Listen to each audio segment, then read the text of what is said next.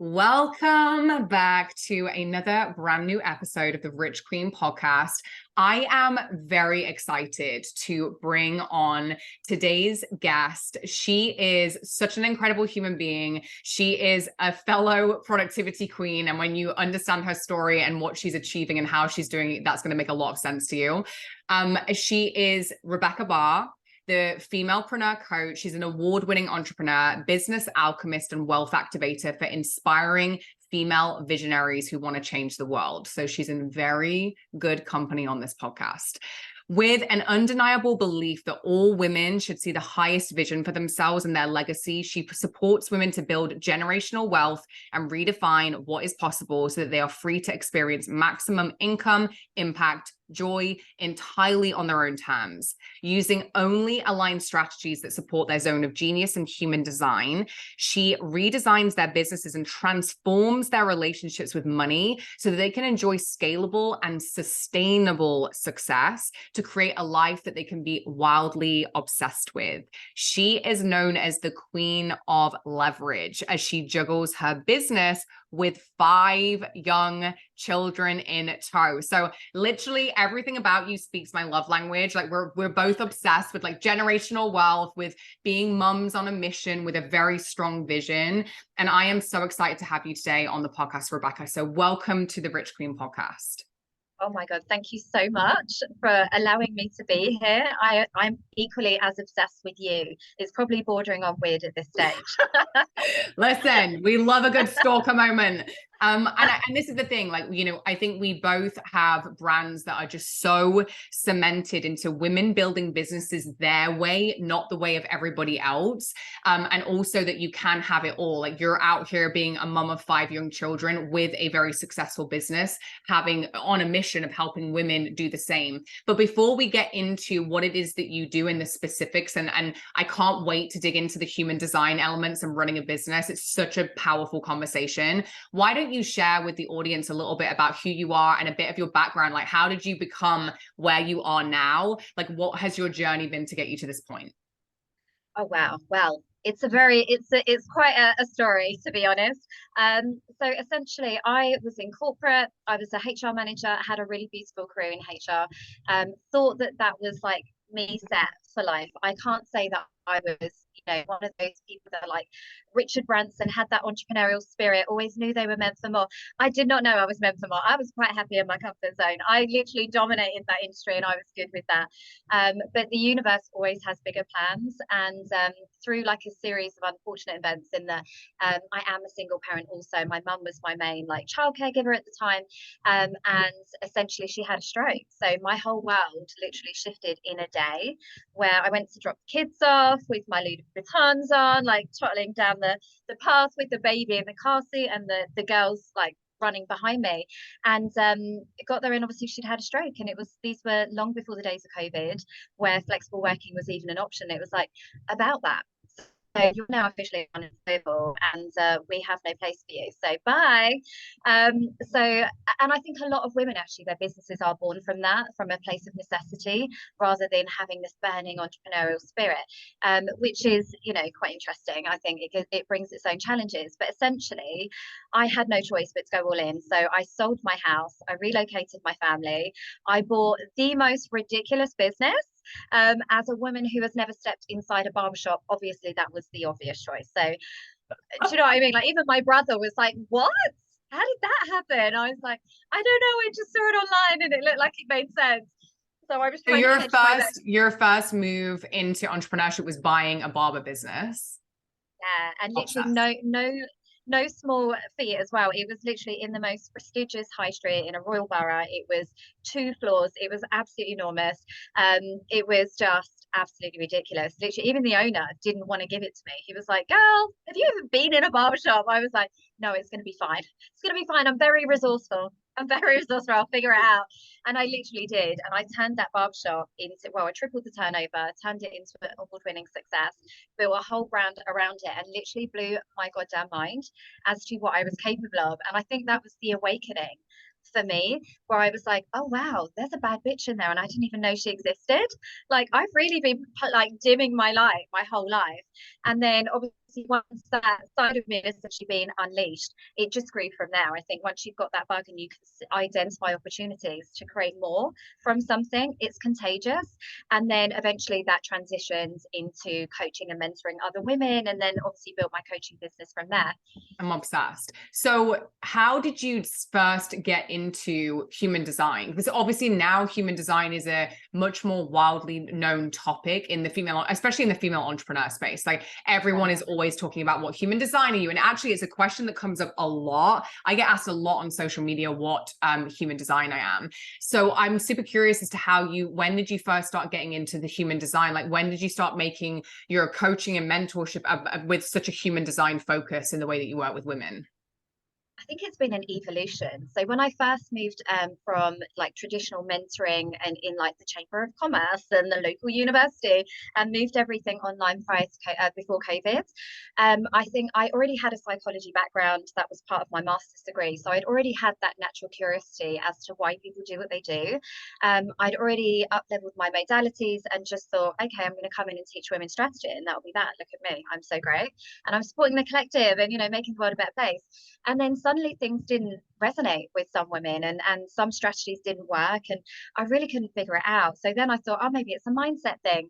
I'll up level my modalities and I'll become an NLP master and a hypnotherapist, and I'll do all the things. And then still there was almost like this full body resistance to some of the things I was, supporting the women were doing. And I thought, okay, maybe it's a mind body thing. So then I added different modalities like EFT and breath work.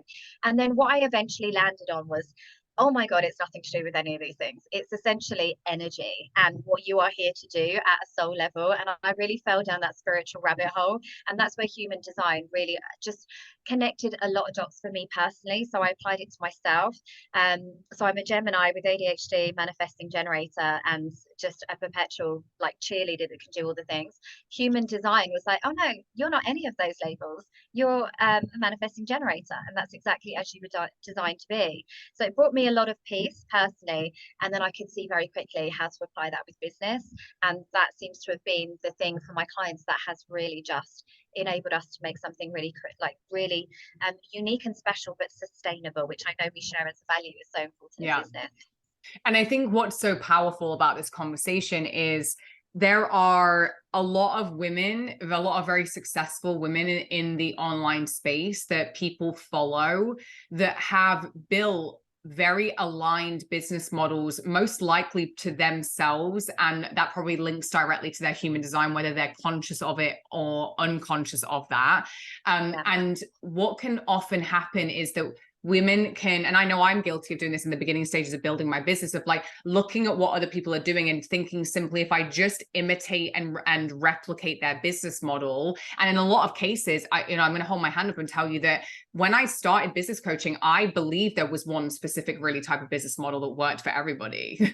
So interestingly enough, what you've said around, I was like, I'm highly strategic. And I know we both come from corporate backgrounds, that in my corporate background, I was incredibly strategic. And I still am now, but it became clear to me when I would work with women that like, why does one woman try the strategies and they like blow it out of the water and are like just winning and everything? And why can you give the exact same strategies to somebody else and it doesn't align with them? It doesn't make sense. None of it works for them. And you're right. I did the same thing as you, which was like got into NLP. I did Marissa Peer coaching. I did a lot of the modalities to create a toolkit of like energetic coaching, which now I teach in my very own modality, I would argue, alongside like building that toolkit.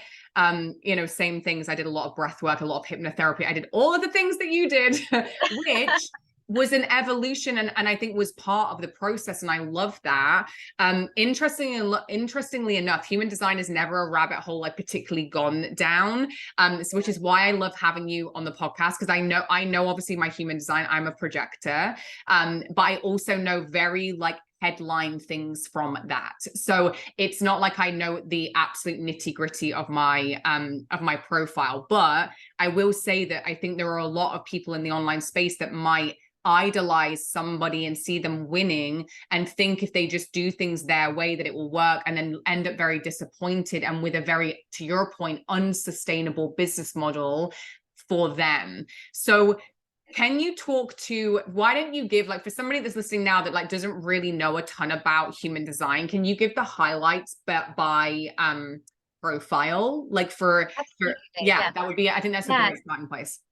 So what I would say though, just super quick to your point, is that I was exactly the same. Coming into the online space, I was of the generation probably as you were with Boss Babes, Hustle While They Sleep, like all of those. And I was like, well, they obviously just don't want it enough. You know, like I was originally, my barbershop was 7 days a week, 8 in the morning till 8 at night. And I was like, if you're not the hardest working person in the room, then you just don't want it enough.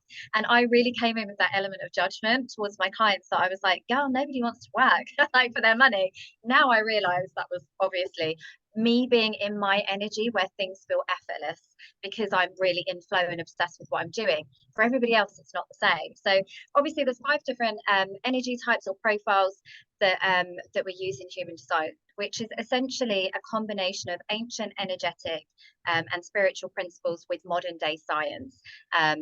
So it's that complete blend. It's essentially a blueprint that was created at the moment that you were born. So there's definitely some very clear themes around the energy types. You know, generators are the kind of people that their batteries regenerated by their work. So their role as part of the collective is to essentially stay in their zone of genius, stay in doing the things that really light them up, because their energy is contagious to the people around them.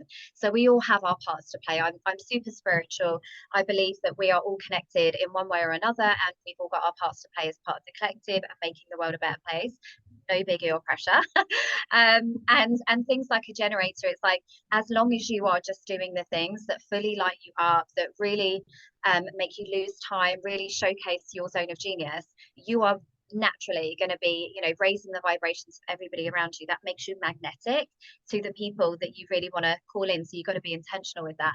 A manifesting generator like me is somebody that can handle lots of different projects. We actually thrive on the new energy of new projects. For me, I am the startup queen. So I literally have like 3 different businesses on the go. I've got joint ventures, I've got investments, and I'm also chair of the PTA on 2 different schools.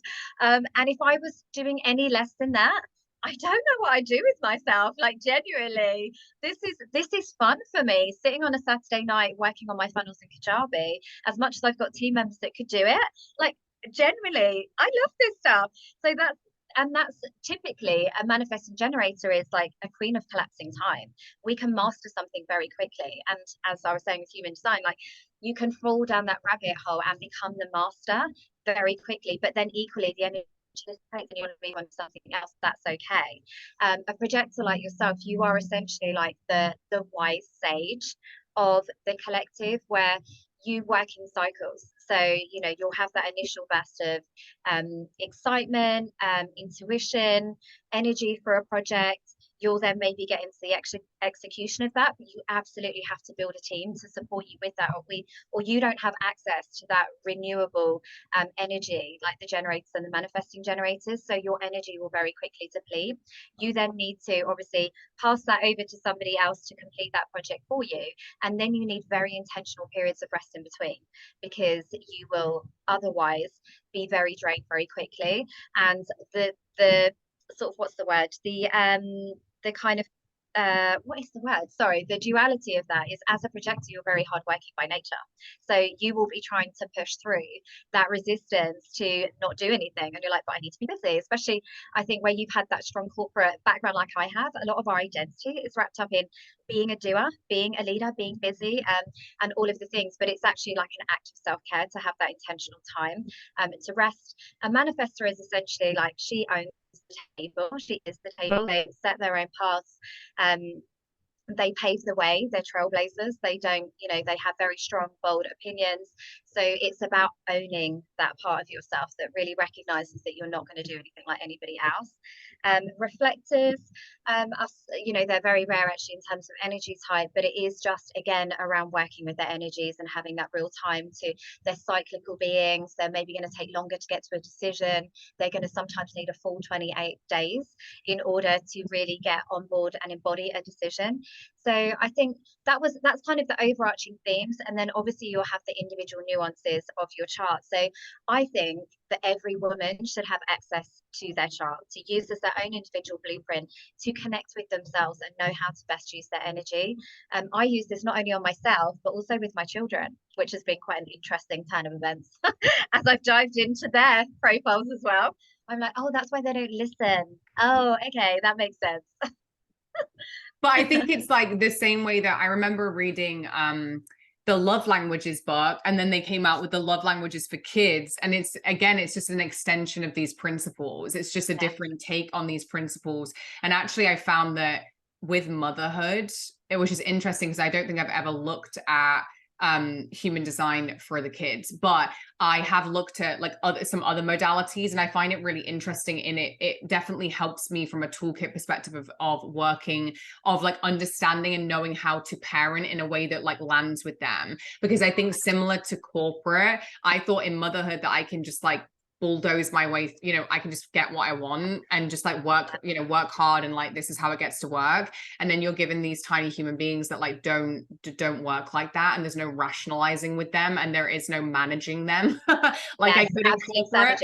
And so all of a sudden it's like you have to learn of like, well, what resonates with them, what lands with them. And it's no different when you think about clients. It's I think understanding human design and what your clients are, and then maybe understanding what you are and having a knowledge of that is powerful for both parties, because they can see in you why that works for you, but they can also see in them why that probably wouldn't work for them, and instead they would rather do it this way. And this is where sustainable, successful businesses are built from, is by doing the things that align with you. And some of that is intuition. Like if you're a highly self-aware human, I would argue that when you read your profile on human design, you're like, yeah, that makes sense. Yep. You're like, you see yourself in the qualities. And you can probably spot like, oh, that's where I'm kind of screwing myself. I remember for a long time, I felt like, why am I on this? Like I would have massive ups, almost like this like bipolar feeling, right? Of huge ups followed by like, why do I feel so down? And it was that pushing through of the like needing the rest and trying to push through it that created the like, I feel like I'm doing something wrong. I'm in this downswing. And when I've like got to know myself around like I'm on this like I would say like a Ferris wheel where like sometimes I'm at the top, and then but it also has to come back down. Like it can't just always be up here. And so for me, I am a very like extroverted person, but I also need like a time on my own and like not speaking to anybody. Absolutely. And you're probably that's part of your authority as well. I bet you have an emotional authority in that you make your decisions, in that you have to ride the roller coaster and allow things to potentially stabilize.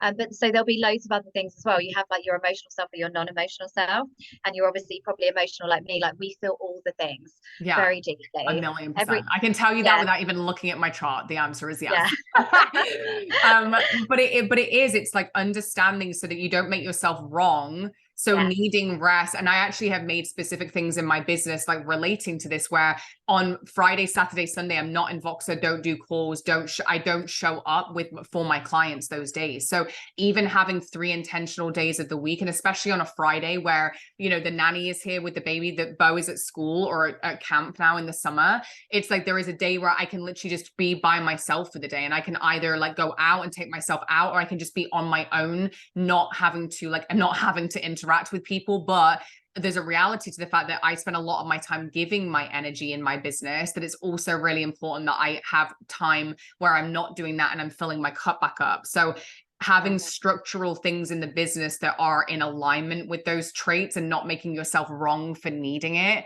I think is probably one of the biggest things. Yeah, because you're also battling, as well as your own intuition, you're battling like societal conditioning and like Tony Robbins and the masculine style of business, where it is like the Grant Cardones, the Tony Robbins, success leaves clues, just emulate this and you'll be successful too. So you're kind of battling a lot of internal things in that. I don't know if you've noticed, but intuitively, like when I've been looking at your content, like you're actually working very much within your zone of genius as a projector anyway, because one thing that you guys really appreciate is that depth. that real integrity and value-based content, which means that you can sell on evergreen every single day. You don't have to rely on your live launches, and showing up and putting on a show for people around you. So again, when I work with clients that are projectors, that's what we'll do. We'll get a really great solid content marketing strategy, as opposed to relying on live launches, because for most of them that aren't perhaps as confident as you, that is literally their idea of hell. And they will and not get any conversions. But it's funny, right? Because that's, that was why, after doing like 12 to 18 months of monthly live launches on repeat, and after a launch, I would be exhausted after a launch. And I lived in this cycle where it was, and again, you can create results using any like business model, but it was no longer sustainable for me. I really was over it. And it was no big surprise to me that when I stopped doing that and started doing things the way that I do them now, that my income has like quantum leaped, because I'm doing it like I'm not like swimming against the tide, right? When it comes to what I should be doing. So I think that that's a great example, because I didn't know that. Like, I actually liked doing live launches because like I said, I love showing up and I love delivering value and I love like changing lives. But yeah, the process of doing a launch felt exhausting to me. And I felt a little bit trapped in that business model until I just, until Lennox came along and forced me out of it. So that was a great thing about him coming. But it makes total sense to me that the way I do it now is completely like in alignment with the projector in me, I guess, is what you could say. Yeah, absolutely. I love it. The universe always knows better than we do. Absolutely. And if you're not doing what you should be doing, it will always like just nudge you. Yeah, it's always going to give you a course correction. It's like, well, now you have to. So now you're going to have to. There you go. Have a baby. There you go. He'll soon sort you out. What you need is a baby. Well, talking about babies, let's talk for a moment about the fact that you are a mum of 5. And obviously we know that like part of it is your human design, and that's how you're the queen of leverage and you're able to do everything. But you've also shared that you're a single parent. Like, can you talk about, I think there's so many women in this community that, like, obviously I'm a mum and I talk about navigating motherhood whilst running a business, but I also, being a single mum is very, very different, very, very different. And I would love to know like how you do that. How have you got 5 small humans and and all these businesses and all these ventures, and how do you like have time for yourself and make sure that you look after yourself and are also present with your kids? Well, I think it's giving myself permission, and it's playing the long game. It's all about sustainability, isn't it? I was absolutely in that martyr cycle for a really long time, where my idea of being a mother was just being in complete servitude to my kids. And I realized very quickly, I can't sustain this. I'm actually going to lose my mind if I listen to Baby Shark one more time and I don't have any adult conversation. Then moving into business and entrepreneurship brings its own challenges in itself. So I think what I realized very quickly was, knowing me, knowing my personality type, and obviously our basic human need is for connection, I've always been very strategic about surrounding myself with the right people and investing in masterminds. And I genuinely cannot be more grateful and particularly obviously for yourself and for the communities that you create, because that is a game changer for a lot of women. Like, and not to put it too bluntly, it is hard with the kids and everything else, so you get those challenging pinch points, but I think I'd get that inevitably anyway, because they are all wildly different characters. They were absolutely sent here to test me and blow all of the theories that I had about motherhood out of the water. I just, a complete side note, actually, when I remember thinking that I was very much, when I was growing up, I had a very turbulent childhood. I didn't get the opportunity to go to college or university. I actually paid for my master's degree and graduated 6 months pregnant with my second child.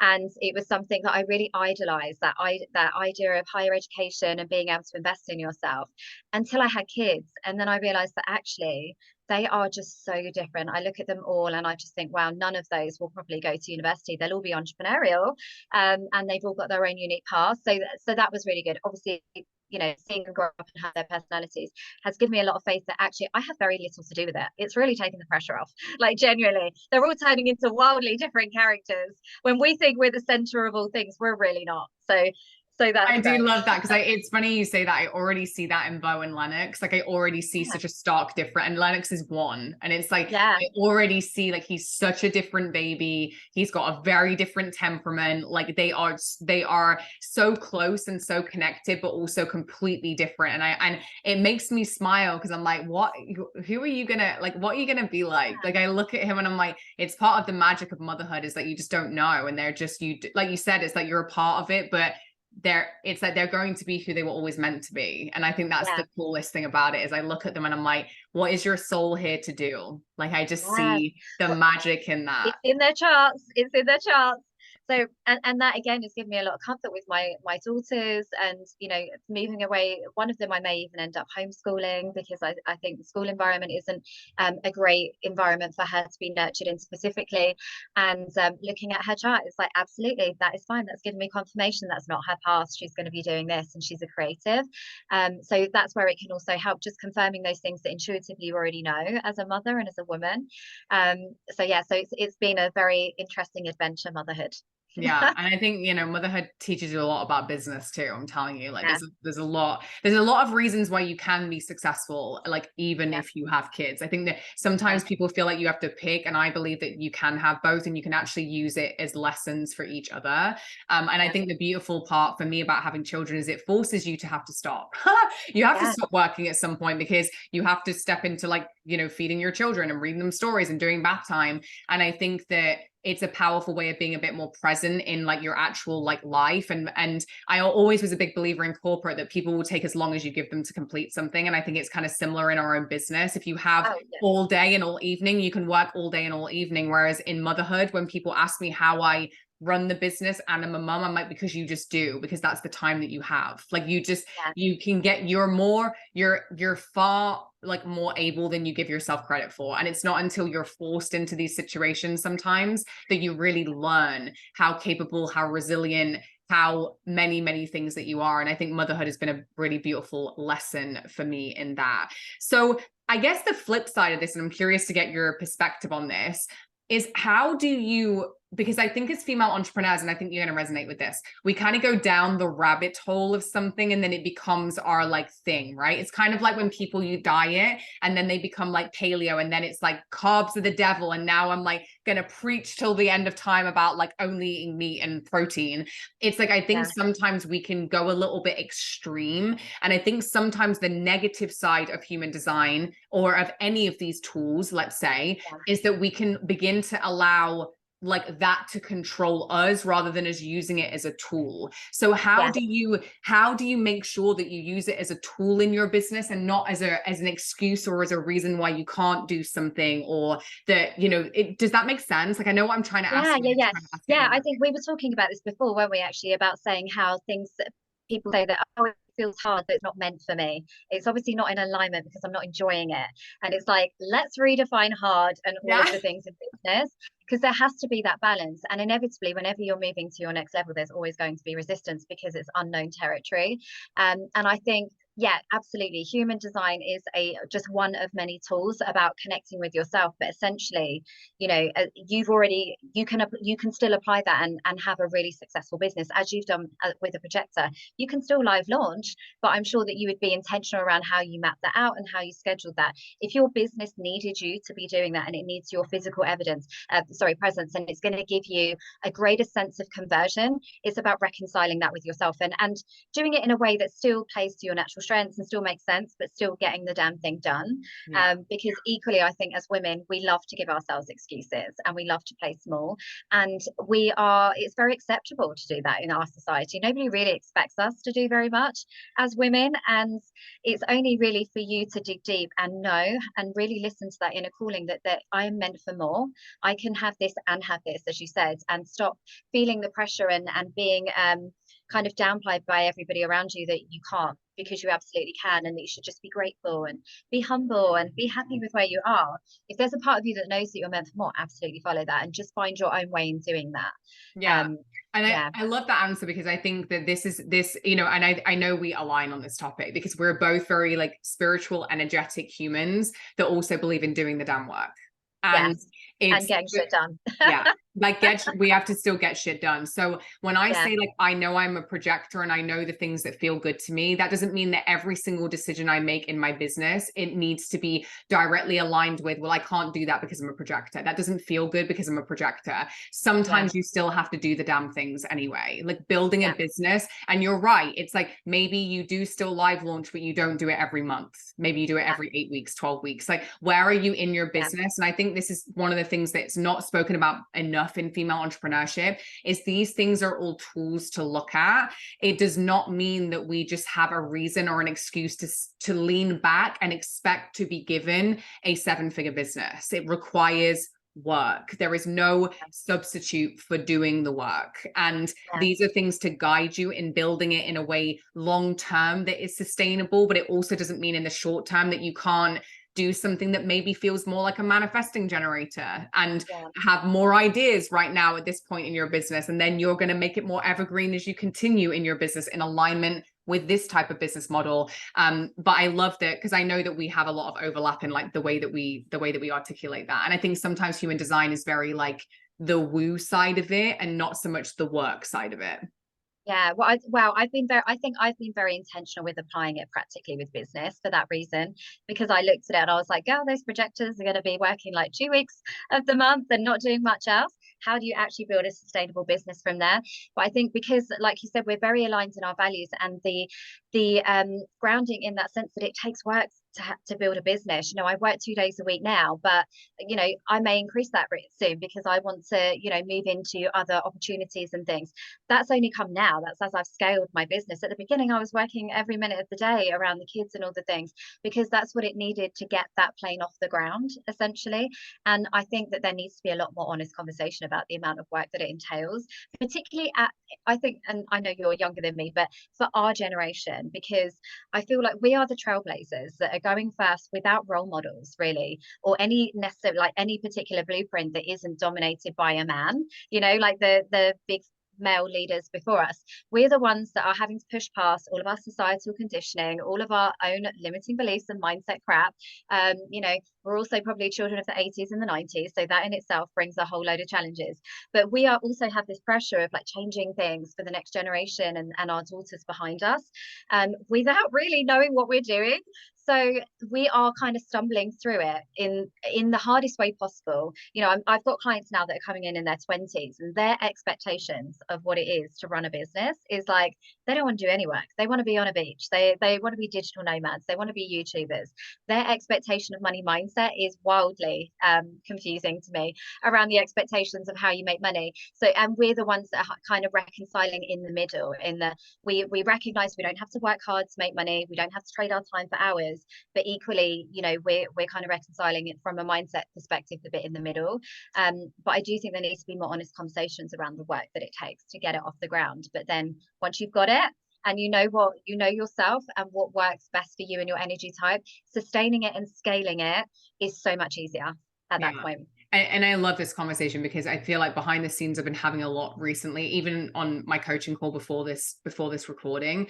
You know, someone said about like how many hours a day are you working? And I'm like, guys, like there is not, I know that you want my answer to be I'm working 2 hours a week. Right now, that's not the answer. Like right now, that's not the season I'm in. Like my business has exploded. I'm working way more than 2 hours a day. Like I'm not working 7 days a week. Like I'm not working 70 hours a week like I used to in corporate. Like choose your hard. This isn't hard. Yeah. Said scheduling an email at 8 in the evening is not hard. Like the work, being away from my kids nonstop was hard. And for me, it's like that honest conversation around like you were saying, the transparency that I think some of the perpetual like messaging online has been that you don't need to work more than 2 hours a day and you can have a 7-figure business, but there's nobody that has a 7-figure business that's working, even if they are working 2 hours a day. There was a long time in their business that was not the case. And there's a system and a team and a process behind why they're now able to do that you probably don't have the luxury of having at the start of your business. And I actually love your point on the way that we're trailblazing and modeling things to people, because I think that it's almost been, this came up in a conversation the other day, but it's almost been applauded. I was like, can you imagine like Oprah or Sarah Blakely of Spanx or any high, like Serena Williams, any woman of like substance that's achieved massive things, if she was just like, Yeah, I just really didn't have to work that hard. I just worked a couple of hours a day and here I am, a massive success. You'd be like, what a shit story that is. Like, that is not a Yeah, story or an autobiography that I have any goddamn interest in reading. So why a are we Netflix wearing? documentary. Yeah, I'm like, I'm not watching that documentary. Garbage. Yeah. Like, we want it. There is nothing compelling about us telling a story that, quite frankly, is not true around the fact that we're only, oh, I didn't have to work very hard. I don't have to work hard for this. It's like, even I now, yes, I make it look easy, but do not underestimate the blood, sweat, and tears that has gone into building this business and continues to go into building this business. And I think that you're right. There needs to be greater levels of transparency around that, because we need to stop selling people something that I actually think is not aspirational. Like, that I don't find that aspirational at all.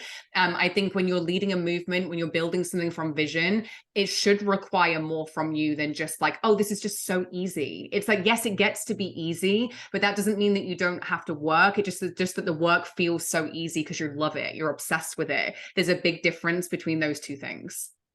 Yeah, and I almost feel sorry for those people that are the overnight successes, because like I say, that corporate version of me, if I just walked into a business that was, doing its thing and making money, and I hadn't really been tested, I went through COVID, I went through economic downturns, like loss of footfall in the high street, all of the things.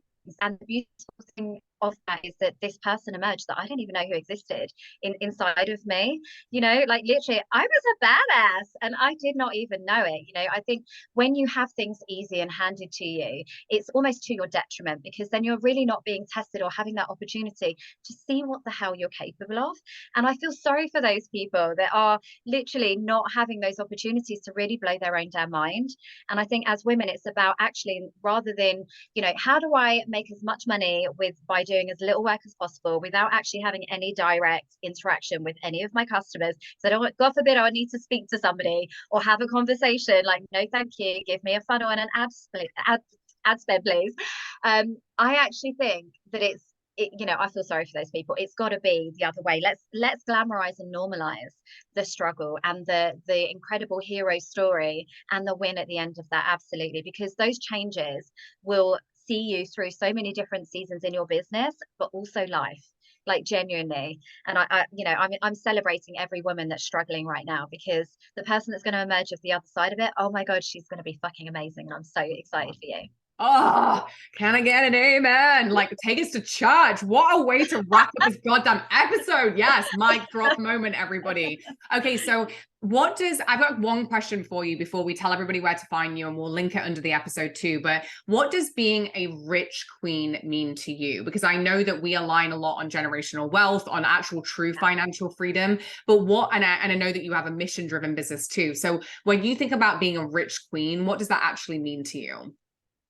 I think for me, we say it's about the money, but it's not about the money. It's all about being abundant in all areas of life and not having to compromise any element of yourself or your life to be successful. I think it's that. I think it's that overflow of abundance of love, of experiences, of impact, of legacy. It's all of the things. And being able to make your yes a hell yes and your no not a fucking chance, and being able to stand by that is pretty empowering. I love that. Yes. Okay, I'm obsessed. So why don't you tell people where's the best place to come and find you and learn more about your incredible human design and your business building? Because I know there's so many women listening to this that are going to want to go and immediately look up their profile and find out how they should be running their business.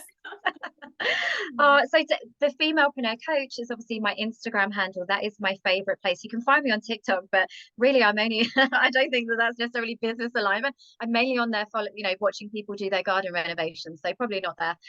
But also YouTube, there is a ton of incredible resources on there. I've got my podcast as well, but all of those things will definitely give you some more of my incredible manifesting generator magic.